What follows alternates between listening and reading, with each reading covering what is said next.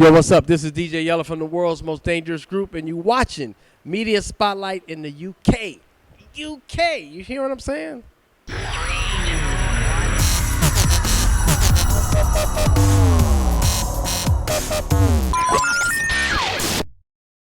What's good? It's Richie Driss for Media Spotlight UK. Now, before the summer, it may have only been a few people of a certain age that would recognise the gentleman sat next to me, but he is the subject of the summer's biggest blockbuster. So everyone should know who he is. In fact, everyone should know who he is because he was part of the world's most dangerous rap group. 1/5 of NWA, Straight Outta Compton, DJ Yella. How are you, sir? Pretty good, pretty good. How Good. you doing? I'm good. You're back on the music. You're back in London. You're DJing now. Yeah. You're back in the music thing. Uh-huh. How have you found it so far? Pretty nice. Nice crowds, packed house. You know, it's fun. It's Good. It's real fun. You've had a very busy summer. You are the subject of the summer's biggest blockbuster, Yeah. Straight Outta Compton. Yeah. What did you think of the film? And especially, do you think the film did yourselves and all the events justice? The film was good. I mean, you know, we try to do the best we can do. You know, great filming, great directing, great story, even for unknown actors, great acting. Yeah. And then, you know, because the key to that was to let the NWA be the star, not the actors. Yeah. Actors just supported us. And it just made our story, it brought our story to life. Yeah. I mean, by the time you get to the end of the movie, you forget it was actors, you think it was us. Yeah, definitely. I agree with that 100%. And I was pleasantly surprised by how amazing it was. Yeah. Because there have been a lot of biopics about rap groups or rappers or musicians that flopped. And but that one was absolutely amazing. it was a big company, Universal did Yeah. it, you know, big budget, you know, just it was done right. It was shot in LA, in Compton, throughout around that area. Yeah. So not usually they, you know, nowadays they shoot films in New Orleans and Atlanta and stuff like that. But that one had to be shot in LA. Of course. And you mentioned the acting and how good it was in it. It was great acting for unknown actors. It was great. I was going to say, the guy that played you. Oh yeah, he got me down. Did you get any input in the casting of the film? Yeah. Oh yeah. Oh yeah. So you spoke with Dre and Ice Cube, who were executive producers, you know, and you said, "Oh, I mean, down to detail. You know, everything was detailed. Studios, you know, whatever's in the film. Yeah. It was really try to pinpoint it. And what was it about the actor that played you that you thought, him over anybody else? No, I mean he studied me or however he did it. Stalked me. When I met him, I said, "You stalked me." Yeah. But no, he just studied me and he portrayed. I mean, he does little things that I can notice. Chewing gum, leaning his head this way, putting his hands. It's just amazing. He did a you know, to see your story, you know, to see a life story on the big screen. Yeah. Is weird. I bet. Really weird. I mean, Especially even filming it last year. Yeah. It was kind of just like, wow, that was us. You know? 'Cause we didn't. I didn't really think we was all that. You know, we was okay. Our true life is like black and white. Right. But the movie is full HD 6K color. Yeah, big time. Was there anything that didn't appear in the film, like a story or a quote that you said, or anything at all that you can think of, like a Crazy Night Out, for example, that you thought, oh, I'd have loved to have seen that in the film as well? It's still a bunch of stuff that got cut out that's going to be in the director's cut. Oh, there's going to be a director's cut? Yeah, it's going to be a director's cut. It's probably 3 hours at least. Amazing. Because the first edit I saw of the movie was 3 hours. Yeah. So they had to cut that down.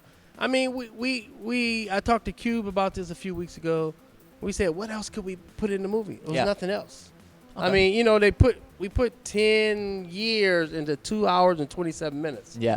And, you know, we couldn't get everything. Yeah. But, you know, we tried to get the cream of the crop. So there wasn't anything in particular, like a Crazy Night Out you had? Nah, I mean, I'm quite sure there was plenty crazy nights that we forgot about, you know. So we try to summarize it up into one thing or something like that. Let's take it back in time a little bit.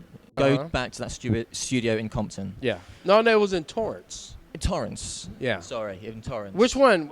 Depending on when. For Straight Outta Compton, the album Straight Outta Compton. Yeah, it was in Torrance. Yeah. Okay. What was the creative chemistry like? Because there's 5 guys, one room. Was it a party? Was it down to earth, straight business? What was the creative chemistry like? It was more business. Back in them days, it was business. Me and Dre was in there most of the time in the studio. You know, because me and him had a communication where we really didn't have to talk. Yeah. You know, we just know, okay, it's this part, let me go do this, whatever it is. And then, you know, Cube and Ren and them come in and write the lyrics and stuff like that, do the lyrics and stuff like that. So it was a fraternity that can't nobody buy into. Fair. I mean, it's only 4 members now. It was 5. Of course. So yeah. it wasn't a party atmosphere. It was work. Work. Because in the beginning, we didn't think of us being nothing but just L.A. stars. Yeah. That's it. An L.A. hit, maybe. Yeah. Maybe. But that's how, because we did it because of our passion. When it came to decision making, as I said, there was 5 of you, 1 room. Mm-hmm. You and Dre producing. If, for example, there was a difference of opinion either over a particular beat or a particular lyric something? There was nothing was there like any higher? that. There was nothing like that. Oh, okay. And Amazing. it wasn't Amazing. very many tracks made. Right. Usually the tracks made was the tracks for the song. Yeah. For the album. It wasn't a bunch of 10 to 20 songs. Like nowadays, people make 100 songs to make 3 songs. Yeah. Yeah. No, we didn't do that. When we worked on the song, a title, You knew the beat, it was going the to be. music, we using it. Yeah. Not very much was left. So there was never any sort of hierarchy with regards to 2 or 3 tracks with no vocals on it. That's Right. it. Out of 2.5 albums. Wow. That was it. the song that launched NWA, Eazy-E in particular, Boys in the Hood. As we saw in the film, it was written for happened just yeah, like that was for the written New Yorkers. Yeah, for a New York It was crew. made for the New Yorkers. They just, I guess, couldn't fill it, or whatever Yeah. their reason was. And, Yep, And because Eazy was not a rapper, exactly. not So- by anything. Yeah, that was going to be my question. So why? I was watching the film. And I thought, so why? If Ice Cube wrote the song, why didn't he? Because jump he on was it? in another group called CIA. Ah, yes. That's what it was. Because he even said it in the movie. Yes. They would not like something if I do the song. Yeah. So it was made for Eazy. That's what it was. In hindsight, It was meant for definitely. this group, Yeah. but it was made for him. Yeah. How long did it take him to record that song? Ooh, probably a day of vocals Oh, okay. at least. But all his vocals was done like that, line by line. Yeah. As Dre, as the actor you said, saw in the film. 59 more lines. Yeah. That's how it Yeah. was. Yeah. We usually switch up, take turns. Yeah. Oh yeah. Again, as we saw and as you said, you worked especially close with one of the greatest producers. Oh yeah. If not the in the hip hop world. Yeah. What was it like working so closely with him? Is he as much of a painstaking perfectionist as the public perceive him to be? No, he's a perfectionist. We both were Yeah. perfectionists. That's just Yeah. how we were. Yeah. But we started when it was nothing. Yeah. We was DJs first. Yeah. Then gradually went to the wrecking crew, gradually, step by step. Yeah. So it wasn't no just, bam, super producer. No. It was steps. Of course. But no, he's great. I mean, because he can hear stuff that he can't really hear that. It's like future, hearing it in the future. It's weird. It's crazy because Yeah. he can just hear it. But he got a great ear. Both of us had great ears. Yeah. That's the key, especially the mixing. Got to have the ears. If someone had told you at the time that Dr. Dre would go on to do what he's done, would you have been like, yeah, I can see that? Or did he grow as a person? Nah, I would have not us. Not one of us. I told him, I said, I'm glad one of us did it. Yeah. Because we both started from the same course. thing. But it's just amazing. But we never looked at the big picture down the line. Yeah. That we never did. All we thought about is the little music to make a few bucks. That's it. Just a few bucks. And that blew up in August 1988 when Straight Outta Compton Yeah. came out. The interesting thing for me was that Eazy-E's debut album, Eazy Does It, only came out 3 months later. Was there any particular reason that there was Well, no, such a- that came out first. Ah, it came out first. Matter of Okay. fact, Eazy's, and that wasn't even the first one. Our first one was JJ Fad. Okay. That came out with the gold single and the gold album. Yeah. What was the gap between Eazy's debut album and Straight Outta Compton? I don't think it was that far. It might have been a few months. That's what I was wondering. Yeah, it Was might there have a been. particular But reason? Eazy's came out first, Yeah. and then ended up. But if you look at it, what we thought of back then, if you look at Eazy's album cover, Yeah. it's a group. Yeah. But we made it, said, why not make it 2 groups instead of 1? So that's why we split it up, Eazy-E and NWA. Ah. Yeah. So we was thinking ahead of the game back then. Because that's what I was wondering, if there wasn't that much of a gap between Eazy-E's album coming out and NWA's album coming out, especially when you toured, it might have appeared as if Eazy was sort of the front man when that definitely obviously wasn't the case. So I was wondering if there was a reason that those 2 albums, there wasn't that much gap in between them, or if it was just to take advantage of the hype around NWA at the time. Well, yeah, once we did the Eazy album and it started doing good, Yeah. okay, we got to do it. Take advantage of it. We Yeah. came out with the NWA, and then after that was the tour. Yeah. So it was they just caught on, and once it caught on, It was gone like a rocket. Do you have? Is there anything that you would change about how NWA happens? The downfall, not downfall as such, but the breakup of NWA. On that note, the group had to break up. Think about it. Most groups break up when they fall off the charts, ain't thought of no more. We broke up At the top. soon as we hit number one. Yeah. The group was over. By the time it got the Billboard at number one, the group was done. So by saying that, we had to break up. We was just about to peak. Yeah. And then a pause. It was just put on pause for 26 years. And the same thing came back straight out of Compton. Yeah. Thinking now philosophically, do you reckon if you had carried on, do you reckon you would still right? Exactly. That's what I was going to ask. Do you reckon the movie would have been made? And nah, I doubt it. I really doubt it. I don't think so. Okay. Because we'd have just, like all groups, you fade out, you get old. Yeah. We peaked and stopped. That's it. And paused. And people like, what happened? And people I wonder, why would a group break up? Yeah. But it had to break up to get to this point. That's entirely fair. You released a solo album the year after Eazy passed? Yeah, 96. And then you quit music. Yeah, done. Why was that? Well, I your heart not really, in it once anymore, Eazy died, I was done with music. I wasn't doing no more music. That company came looking for me. I'm like, oh, okay, I do it. But I wasn't looking to do an album. I was done. The music just like went out of me. That was it. I was just like, okay, I'm done. Just that fast. Fair enough. Yeah, just that fast. And then there were rumors during research, there were rumors that you were going to release an album in 2011 or 2012 called West Coasting. Is that completely news to you, or was that true? No, it was true at the time. Yeah. But now it just ain't had time. Yeah, fair enough. Especially with the movie, Yeah. We had to shoot it, and then, once the hype of the movie started, that's just like a snowball. With regards to the movie, who came to you? How did that sequence occur? Did Ice Cube or Dr. Dre or both of them come to you and say, look, this is what we're going to do, and get your permission kind of thing? Or how did that all work out? Well, they've been working on that movie for 10 years. Wow. A script. Wow. 10 years ago. Yeah.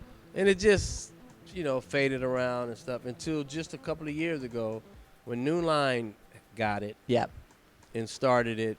I heard about it. But then I finally talked to Cube about it. It was too big for New Line. That's when Universal came and got it. Okay. I mean, if you think about it, this movie started a lot of stuff. I mean, the way it's promoted. I mean, I have never seen a movie promoted. Yeah. Not even Star Wars. And I'm a Star Wars fan. Yeah, good man. Not even Star Wars. You think about it, and another thing, the day it released in America, you can go order the DVD. Oh. That was never heard of. It's already pre-orders for the DVD. I need to see if I can get it now. I need to see if I can get it. As soon as I leave you, I'm going to go and buy it. It's just amazing. So it was a whole process. Everybody's involved, and and everything. So it's wonderful. We never thought we would have made a movie. Never even. It wasn't even a thought. Amazing. I've got to ask you, as a veteran in the game and as part of the most important rap group of all time, I want to ask your opinion on hip-hop and rap today. Because obviously it's changed. It's changed. So I wanted to know your opinion on it. It's changed quite a bit. I'm going to tell you a couple of differences. Think about the old days. Back then, each group, whether it was LL, us, or whoever the group is, everybody had their own style. Nowadays, it's a lot of styles sound the same. A lot of people sound the same. Yeah. Half of the time, I don't know who's who. Yeah. I mean, and then think about it. There's no more groups. No. I've been asking this for the past 6 months. What was the last big group? We already know Wu-Tang, but that was a while ago. Yeah, they've been around for a minute.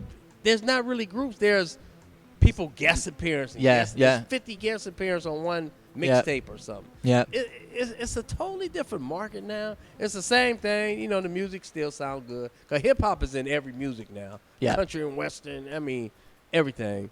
Heavy metal, whatever it is. But it's a totally different game. And the thing is, back then, we had less competition. Yeah. Now everybody's a rapper. Everybody's a rapper. No more fans. Yeah. It's all rappers with their tapes and CDs. And so, I'm glad I came from that era. Yes. This I era bet. is much harder. Yeah, I bet. So you got to really be different to separate yourself. The Drakes, the Kendrick Lamar, you got to be totally different from everybody. Who are you feeling in this day and age? Who do you think is Kendrick leading the way? And is that just because he's from Compton, or no, is not even the case. He just genuinely different style. I mean, I'm not going to disagree with that at all. I'm not going to disagree. Yeah, with you that. have to do. You just got to do different. And is there anyone that you think, if they were around back in the day, they would not have made it at all? Is there anyone like that? I'm not going to touch that. Fair enough. Fair enough. That one not going to touch. Is there anyone that you would work with if you got back into the music, got back into the studio? If that was a plan of yours, is there anyone in particular that you think I need to work with him? But Dre, Cube, yeah, the same crew at Ren. I like sticking with I'm old school. I like sticking with what I know. So no new cats, no. I mean, you never know. Kendrick, Game, you never know. But I like sticking with the basics. If you could relive one night from your career, what would it have been? For example, the performance in Detroit where you did F the Police. Yeah, we wouldn't have been doing that song. We didn't get paid that night. If you could relive one night over again, what would it have been? What story? I would say the first night of the tour, because it was in Nashville, Tennessee. I didn't even think blacks existed. And when we was at the show, they didn't exist. Yeah. It was amazing. I mean, in Nashville, Tennessee, that's like the South, that was rare for back there. That was pretty good, even the studio days. Yeah. They was fun, but it was work. Mr. DJ Yella, it's been an absolute pleasure. I really appreciate your time. Thank you. Thank you very much. Thank you. It's an honor to be in London. Amazing. It's been a long time. Last time I was here was 91 when NWA and was it's changed here a little bit. At the Bricks. Oh, it's changed a lot. A lot. But it's better. I'm telling you, it's more wilder than LA. Amazing. Thank you. That is DJ Yella. My name is Richie Driss, and this is Media Spotlight. Peace. I ain't never been in a Hilton before when it's shut down. Trust me, Daddy. Just did an interview with Mr. DJ Yella. Security came, shut the whole thing down. I feel like I'm in the NWA. I had two more questions which I wanted to ask him. Massive questions as well, and I didn't get to ask them.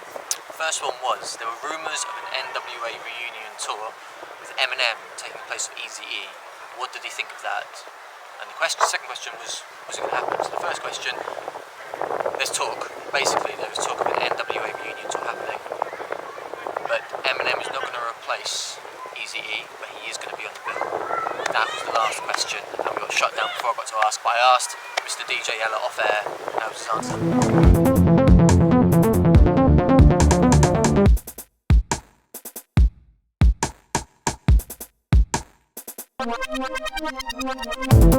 answer.